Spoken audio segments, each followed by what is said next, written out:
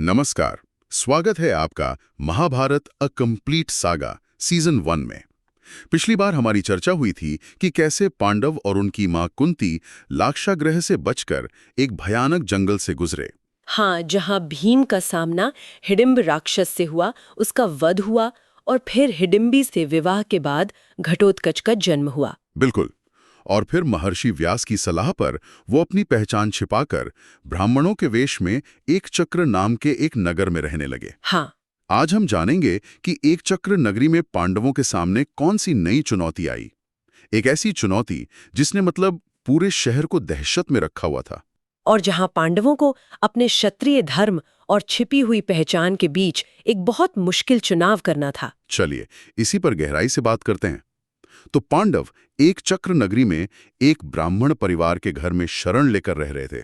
ये अपने आप में एक बहुत बड़ा बदलाव था। बहुत बड़ा। आप सोचिए, जो राजकुमार महलों में पले बड़े सोने के बर्तनों में खाते थे, वो अब भिक्षा मांगकर अपना गुजारा कर रहे थे। हर सुबह वो भिक्षाटन के लिए निकलते और शाम को जो भी मिलता कुंती उसे बड़ी अनोखे तरीके से बांटती थी। हाँ, वो जो बंटवारा था वो भी भीम की शक्ति को ध्यान में रखकर किया जाता था। बिल्कुल। आधा हिस्सा भीम के लिए और बचा हुआ आधा बाकी चारों भाइयों और खुद उनके लिए।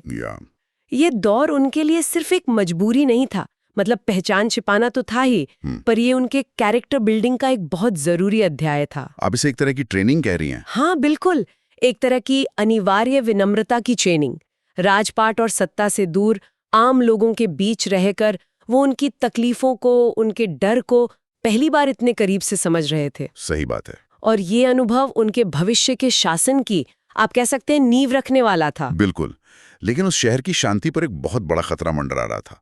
शहर के पास ही एक गुफा में बकासुर नाम का एक आदमखोर राक्षस रहता था। वो उस शहर और पूरे इलाके का एक तरह से लॉर्ड बन बैठा था, स्वघोषित स्वामी। हाँ, असल में ये आतंक की एक व्यवस्था थी। आज के जमाने में जिसे हम प्रोटेक्शन रैकेट कहते हैं ना, जबरन वसूली। हाँ, जबरन वसूली, ये उसका एक बहुत ही आदिम और क्रूर रूप था। शहर के लोगों ने अपनी जान बचाने के लिए बकासुर से एक समझौता कर लिया था। और वो समझौता मतलब सुन के ही रोंगटे खड़े हो जाएं। बताइए जरा। समझौता ये था कि हर हफ्ते शहर से एक बैलगाड़ी भरकर चावल, 2 भैंसें और उस गाड़ी को चलाकर ले जाने वाला एक इंसान बकासुर के भोजन के रूप में भेजा जाएगा। और ये बारी हर परिवार की आती थी। मतलब पूरा शहर इस अंतहीन डर के साये में जी रहा था।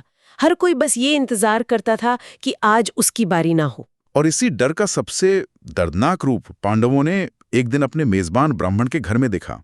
उन्होंने घर के अंदर से रोने की, चीखने की आवाजें सुनी। पूरा परिवार बिलख रहा था। हाँ, जब कुंती ने वजह पूछी तो पता चला कि बकासुर का भोजन बनने की अगली बारी उनके ही परिवार की है। ये उस परिवार के लिए एक ऐसी त्रासदी थी जिससे बचने का कोई रास्ता नहीं था। कोई रास्ता नहीं। उनके बीच जो बहस हो रही थी वो दिल दहला देने वाली थी। पति कह रहा था कि वो जाएगा, तो पत्नी कह रही थी कि स्त्री के बिना घर चल सकता है, पति के बिना नहीं। और फिर बच्चों ने भी। हाँ, फिर बेटी ने कहा कि वो जाएगी ताकि उसके भाई का भविष्य सुरक्षित रहे, और छोटा बेटा अपनी तोतली जुबान में कह रहा था कि वो जाएगा। वो सब एक दूसरे को बचाने के लिए अपनी जान देने को तैयार थे। जब कुंती ने ये सब सुना तो एक माँ और एक क्षत्राणी के तौर पे जाहिर है उनका दिल दहल गया। उन्होंने उस ब्राह्मण को दिलासा दिया और एक ऐसा वाक्य कहा जिसकी किसी ने कल्पना भी नहीं की होगी। क्या कहा उन्होंने? उन्होंने कहा, आप चिंता मत कीजिए, आपके परिवार से कोई नहीं जाएगा, मेरा एक बेटा आपकी जगह जाएगा। ये बहुत बड़ा बयान था। कुंती का ये फैसला सिर्फ भावनाओं में बहकर नहीं लिया गया था, इसके पीछे कई गहरी परतें हैं। सबसे पहली तो धर्म ही होगी। हाँ, सबसे पहली और सीधी वजह थी उनका क्षत्रिय धर्म। एक क्षत्रिय का पहला कर्तव्य है निर्दोष की रक्षा करना, भले ही इसके लिए जान का जोखिम क्यों न उठाना पड़े। वो ब्राह्मण के वेश में थी लेकिन अपने धर्म को भूली नहीं थी। बिल्कुल। लेकिन एक माँ के नजरिए से सोचें तो क्या ये थोड़ा जोखिम भरा फैसला नहीं था? वो अपने ही बेटे को मौत के मुंह में भेज रही थी। ये एक बहुत अच्छा सवाल है और यहीं पर हमें कुंती की दूरदृष्टता नजर आती है। ये सिर्फ धर्म का पालन नहीं था, ये एक कैलकुलेटेड मूव था। अच्छा। उन्हें भीम की अलौकिक शक्ति पर पूरा भरोसा था। वो जानती थी कि हिडिंब जैसे राक्षस को मारने वाले भीम के लिए बकासुर एक चैलेंज तो होगा, लेकिन असंभव नहीं। दूसरा, ये उस परिवार का कर्ज चुकाने का एक मौका भी था जिसने उन्हें निस्वार्थ भाव से शरण दी थी। अतिथि धर्म की पराकाष्ठा। लेकिन हाँ, इसमें जोखिम बहुत बड़ा था। अगर भीम असफल हो जाते तो पांडवों का भविष्य अंधकार में डूब जाता। बिल्कुल। कुंती ने अपने बेटों को इकट्ठा किया। युधिष्ठिर, जो धर्म को बहुत बारीकी से समझते थे, वो पहले तो इस फैसले से हिचकिचाए। उन्हें ये अधर्म लगा होगा। हाँ, किसी और के लिए अपने भाई की जान दांव पर लगाना। लेकिन कुंती ने उन्हें समझाया कि ये सिर्फ एक परिवार की रक्षा नहीं, बल्कि एक अत्याचारी का अंत करने का अवसर भी है, जो कि एक क्षत्रिय का परम कर्तव्य है। बिल्कुल। युधिष्ठिर की सहमति मिलने के बाद भीम को इस काम के लिए चुना गया, और भीम की प्रतिक्रिया वो तो देखने लायक थी। जहां सब डर से कांप रहे थे, वहीं भीम इस चुनौती के लिए पूरी तरह तैयार थे। कुछ ज्यादा ही आराम से। हाँ, कुछ ज्यादा ही आराम से। ये भीम का कैरेक्टर ही ऐसा है। वो जितने शक्तिशाली हैं, उतनी ही निश्चिंत भी। उनके लिए ये कोई मौत का बुलावा नहीं था, बल्कि अपनी शक्ति को प्रूव करने का एक और मौका था। अगले दिन का मंजर तो और भी अनोखा था। भीम बैलगाड़ी पर भोजन लेकर बकासुर की गुफा की ओर निकले। लेकिन गुफा के पास पहुंचकर उन्होंने कुछ ऐसा किया जिसकी किसी ने कल्पना भी नहीं की होगी। क्या किया उन्होंने? वो बैलगाड़ी रोककर बड़े आराम से बैठकर वहीं खाना खाने लगे, जो राक्षस के लिए था। अच्छा, ये थोड़ा अजीब नहीं है? सामने मौत का खतरा है और वो दावत उड़ा रहे हैं। क्या ये उनका अहंकार था या कोई गहरी रणनीति? ये एक बहुत शानदार सवाल है, और इसका जवाब भीम के चरित्र की गहराई को दिखाता है। ये सिर्फ अहंकार नहीं था, ये एक साइकोलॉजिकल वॉरफेयर की शुरुआत थी। दिमागी लड़ाई? हाँ, एक बेहतरीन उदाहरण। आप सोचिए, बकासुर क्या उम्मीद कर रहा होगा? एक डरा सहमा इंसान जो कांपते हुए उसे भोजन पर और उसे मिला क्या? उसे मिला एक ऐसा व्यक्ति जो न सिर्फ निडर है, बल्कि उसी के हिस्से का भोजन खाकर उसे खुलेआम चुनौती दे रहा है। तो इसका मतलब ये हुआ कि लड़ाई शुरू होने से पहले ही भीम ने उसे मानसिक रूप से हरा दिया था? बिल्कुल। इस एक काम से भीम ने कई संदेश दिए। पहला, तुम्हारा डर मुझ पर काम नहीं करता। दूसरा, जिस भोजन पर तुम्हारा अधिकार था वो अब मेरा है। यानी उसकी सत्ता को सीधी चुनौती।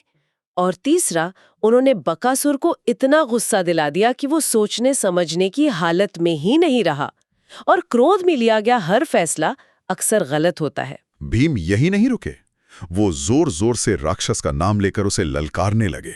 उकसाने का कोई मौका नहीं छोड़ा। अपनी गुफा से ये सब देखकर और सुनकर बकासुर गुस्से से आग बबूला हो गया। उसकी लाल आंखें, विशाल शरीर, वो दहाड़ता हुआ भीम की तरफ दौड़ा। और इसके बाद जो लड़ाई हुई वो असाधारण थी। बकासुर ने भीम पर जोरदार मुक्के बरसाए, लेकिन भीम पर कोई असर ही नहीं हुआ। वो तो अपना भोजन खत्म कर रहे थे। हाँ, वो शांति से अपना भोजन खत्म करते रहे, मानो कोई मक्खियों ने परेशान कर रही हो। ये दिखाना भी रणनीति का ही हिस्सा था कि तुम्हारा सबसे शक्तिशाली वार भी मेरे लिए कुछ नहीं है। खाना खत्म करने के बाद भीम लड़ाई के लिए उठे। दोनों के बीच एक भयानक मल्ल युद्ध शुरू हुआ। उन्होंने एक दूसरे पर मुक्कों और लातों की बरसात कर दी। और जब इससे बात नहीं बनी तो उन्होंने आसपास के विशाल पेड़ों को जड़ से उखाड़ लिया और एक दूसरे पर हथियार की तरह इस्तेमाल करने लगे। ऐसा लग रहा था मानो पूरा जंगल ही तबाह हो जाएगा। आखिरकार भीम ने अपनी पूरी शक्ति का इस्तेमाल किया। उन्होंने बकासुर को पकड़ लिया, उसे हवा में घुमाया और फिर अपने घुटने पे रखकर उसकी कमर तोड़ दी। बकासुर की दर्दनाक चीख पूरे जंगल में गूंज उठी और वो वहीं मर गया। लेकिन इसके बाद उन्होंने जो किया वो उनकी जीत से भी ज्यादा महत्वपूर्ण था। हाँ, ये बहुत जरूरी बात है। भीम ने बकासुर के शव को घसीटते हुए एक चक्र नगरी के मुख्य द्वार तक लाकर फेंक दिया। और फिर चुपचाप बिना किसी को बताए अपने ब्राह्मण मेजबान के घर लौट गए। उन्होंने कोई क्रेडिट नहीं लिया, कोई घोषणा नहीं की। सुबह जब शहर के लोगों ने राक्षस की लाश देखी तो वो हैरान रह गए। यकीन ही नहीं हुआ होगा। हाँ, उनकी खुशी और आश्चर्य का ठिकाना नहीं रहा। पर जब उन्हें ब्राह्मण परिवार से पता चला कि ये काम उसी ब्राह्मण अतिथि ने किया है, तो पूरे शहर में जश्न का माहौल बन गया। लोगों ने उस गुमनाम नायक के सम्मान में एक बड़ा उत्सव मनाया। ये एक गुमनाम रक्षक या साइलेंट विजिलेंटे का आदर्श उदाहरण है। बिल्कुल। भीम ने शहर की सबसे बड़ी समस्या को रातों रात खत्म कर दिया और श्रेय लेने के लिए भी नहीं रुके। ये दिखाता है कि उनका उद्देश्य प्रसिद्धि पाना नहीं, बल्कि धर्म की स्थापना करना था। और शायद उनकी पहचान छिपी रहे, ये भी जरूरी था। हाँ, उनकी सुरक्षा के लिए भी जरूरी था। इस एक घटना ने पांडवों को ये सिखाया कि असली नेतृत्व सिंहासन पर बैठकर नहीं, बल्कि जरूरत पड़ने पर आम लोगों के बीच रहकर उनके दुखों को दूर करके भी दिखाया जा सकता है। और इस घटना का असर सिर्फ बकासुर की मौत तक ही सीमित नहीं रहा। नहीं, इसका असर बहुत दूर तक गया। जब बकासुर के बाकी राक्षस रिश्तेदारों को उसकी मौत का पता चला तो वो डर गए। अच्छा। वो भीम के पास आए और वादा किया कि वो अब से कभी किसी इंसान को नहीं मारेंगे और नरभक्षण छोड़ देंगे। तो भीम ने सिर्फ एक राक्षस को नहीं मारा, बल्कि पूरे इलाके को इस आतंक से हमेशा के लिए मुक्त कर दिया था। उन्होंने एक समस्या का नहीं, बल्कि एक पूरी व्यवस्था का अंत कर दिया था। एक चक्र नगरी को बकासुर के आतंक से मुक्त कराने के बाद पांडव अपनी यात्रा पर आगे बढ़ते हैं। अब उनका अगला पड़ाव है पांचाल, लेकिन रास्ते में गंगा नदी के किनारे उनका सामना एक शक्तिशाली गंधर्व अंगारपर्ण से होता है। एक और दिलचस्प मुठभेड़। क्या अर्जुन उस गंधर्व को हरा पाएंगे? और पांचाल में पांडवों का इंतजार कौन कर रहा है? ये सब जानेंगे हम अगली बार। हम आपसे फिर मिलेंगे जल्द ही महाभारत अ कंप्लीट सागा में।